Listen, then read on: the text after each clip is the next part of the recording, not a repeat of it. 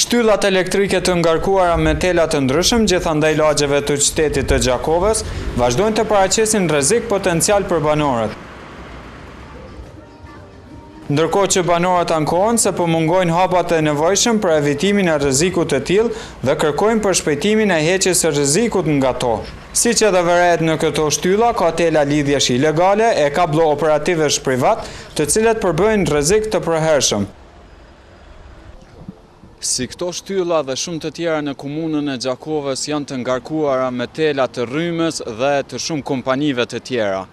Sipas qytetarëve, për të rregulluar telat e energjisë elektrike në mënyrë që të sigurohet jeta banorëve në këto rrugë, deri më tani nuk janë kujdesur as keku e tani as keci aq sa duhet. Por jo veç në për lagjet ose për rreth ndërtimeve të shumta e veçanërisht objekteve të banimit kolektiv, edhe në afërsi të dyqaneve ndodhen shtylla të mbi ngarkuara me tela që nuk japin ndjenjë sigurie.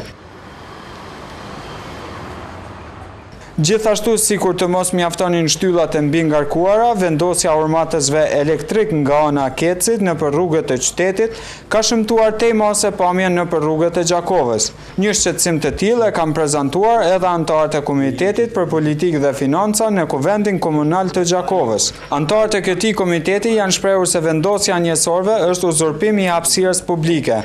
Prandaj është kërkuar që një praktikë e tillë të ndalohet, me çast do të diskutohet në mbledhjen e radhës së Asamblesë Komunale.